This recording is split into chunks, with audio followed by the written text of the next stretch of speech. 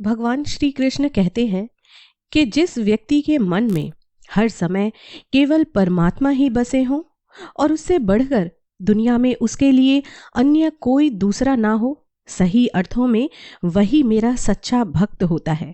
भगवान कहते हैं कि जो भक्त केवल मेरा ही हर पल चिंतन करते हुए अन्य कोई भी भाव को अपने भीतर नहीं लाता और केवल मेरा ही पूजन करता है, ऐसे निरंतर परमात्मा से जुड़े साधकों की साधना की रक्षा मैं स्वयं करता हूं। राधे राधे, हरे कृष्णा। आशा करती हूँ भगवान श्री कृष्ण की कृपा से आप सब लोग सकुशल होंगे। अपने सुख में कभी कृष्ण को मत भूलना और जब दुखी हो तो कृष्ण पर बस पूरा विश्वास रखना। पछतावा अतीत कभी नहीं बदल सकता और चिंता भविष्य कभी नहीं संवार सकती। इसलिए वर्तमान का आनंद लेना ही जीवन का सच्चा सुख कहा गया है। प्रार्थना हमारा ऐसा एक शुद्ध और पवित्र क्षण होता है जब आपका और ईश्वर का मिलन होता है। वहां छोटी छोटी मांगे बीच में कभी मत खड़ी करना। बिल्कुल सत्य बात कही है कि भगवान को रहने के लिए मंदिर से ज्यादा इंसान का दिल पसंद है, क्योंकि मंदिर में इंसान की चलती है और दिल में हमारे भगवान की चलती है।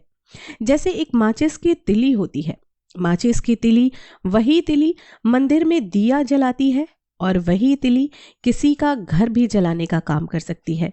उसी तिली से हवन की अग्नि को प्रज्वलित किया जाता है और वहीं एक माचिस की छोटी सी तिली बड़े बड़े घरों को, बड़ी बड़ी इमारतों को राख बनाकर रख सकती है। माचिस की तिली के अंदर जो ऊर्जा होती है, ये हम पर निर्भर करता है कि हम उस ऊर्जा को क्या दिशा दे रहे हैं। ऐसा ही होता है इंसान के स्वभाव के साथ। भगवान ऊपर से हर आत्मा को बहुत ही पवित्र और शुद्ध बनाकर भेजते हैं। जैसे जैसे इंसान बड़ा होता है, अपने कर्म करने लगता है, तो उसके कर्मों के आधार पर, उसके कर्मों की दिशा पर यह निर्धारित होता है कि वो आगे चलकर क्या करेगा, उसका भविष्य क्या होगा, उसका सारा जीवन कैसा होगा। ये मैं आपको एक छोटी सी कहानी के जरिए बताना चाहती हूँ। आप ये कहानी अंत तक जरूर सुनिएगा और आपसे अनुरोध है कि अपने बच्चों को भी ये कहानी जरूर सुनाइएगा। एक छोटे से गांव में एक चित्रकार रहता था। उसकी चित्रकारी इतनी खूबसूरत होती थी कि मानो उसकी तस्वीरें बात करती हों। उसकी चित्रकारी के चर्चे दूर दूर तक थे। अब उसी गांव में जो मंदिर था, उस मंदिर के पुजारी ने उस चित्रकार को एक दिन अपने पास बुलाया और उससे कहा कि मुझे एक ऐसी तस्वीर बनाकर दो जिसमें भगवान श्री कृष्ण कंस का वध कर रहे हैं। यानी कि उस एक चित्र में वो श्री कृष्ण भी चाहते थे और कंस भी चाहते थे। चित्रकार ने कहा, ठीक है, मुझे कोई इसमें आपत्ति नहीं है, लेकिन इसके लिए मुझे ऐसे दो लोग चाहिए जो एक कृष्ण का रूप बनाकर मेरे सामने आएगा, जिसके आधार पर मैं अपने ब्रश और कागज पर उसका चेहरा उतार सकूं, और एक मुझे ऐसा इंसान चाहिए जिसको मैं कंस का चेहरा देकर अपने कागज पर उतार सकूं। अब गांव में तलाश होती है कि कृष्ण का रूप किसे दिया जाए। तो एक छोटा बालक होता है, उसे भगवान श्री कृष्ण का रूप दिया जाता है। उसे थोड़े नीले रंग से श्याम रंग दिया जाता है।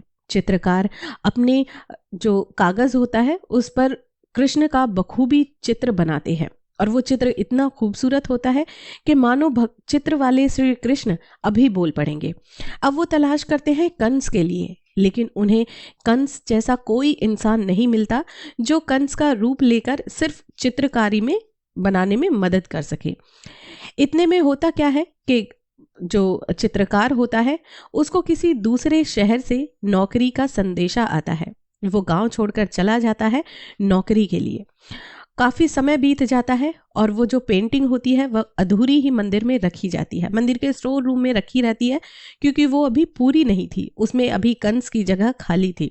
काफी समय बीत जाता है, चित्रकार गांव में लौटकर वापस नहीं आता। लगभग 20 साल बाद वो चित्रकार लौटकर उस गांव में आता है।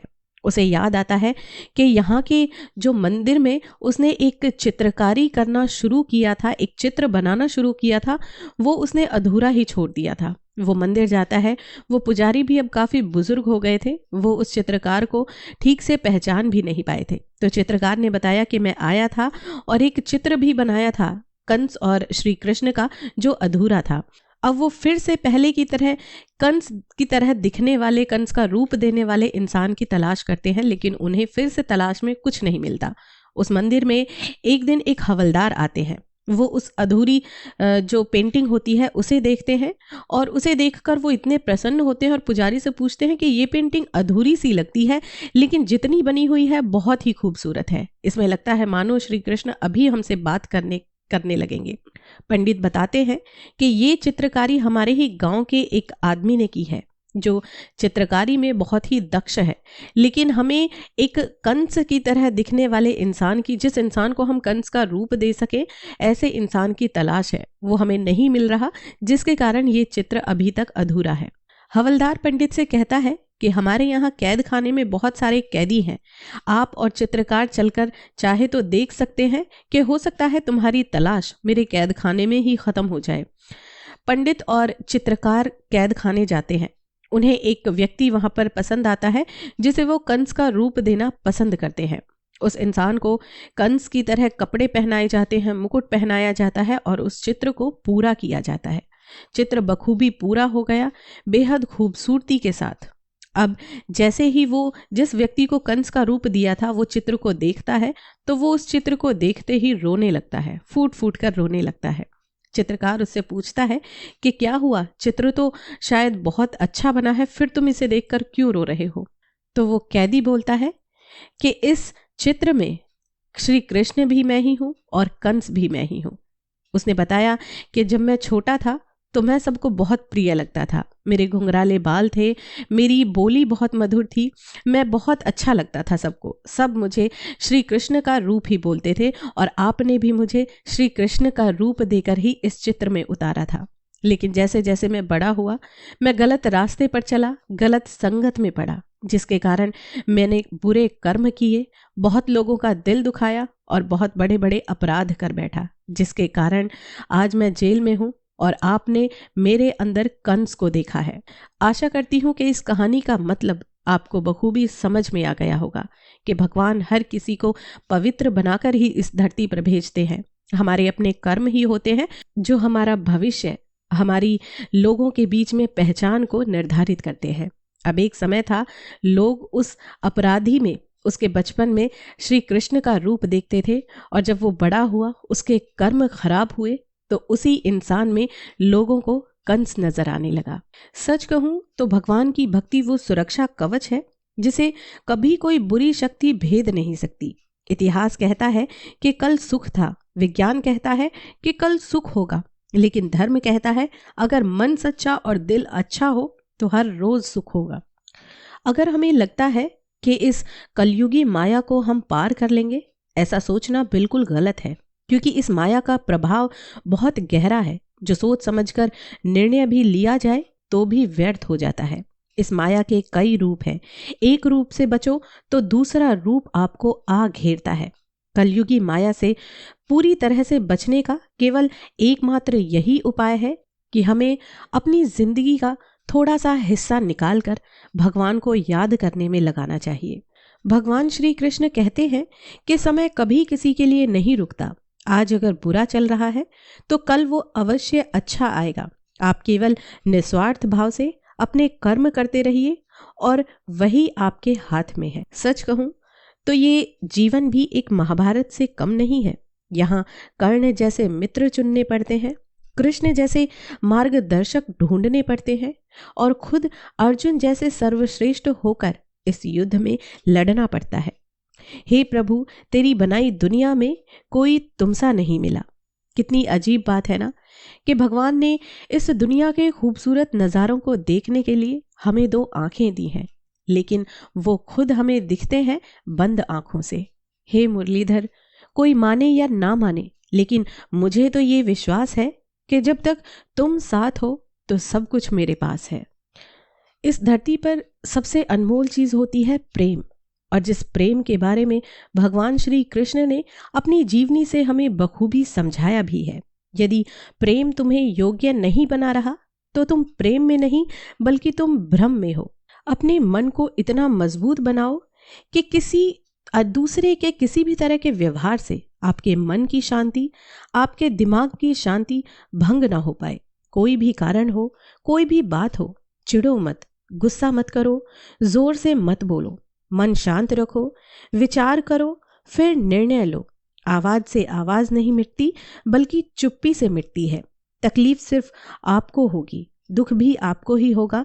मन शांत रखोगे तो सुख भी केवल आपको ही मिलेगा।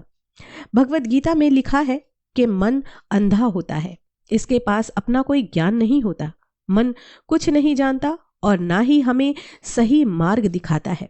इसलिए आप अंधे मन की बात मानकर अपने जरूरी कामों को टालना बंद कीजिए।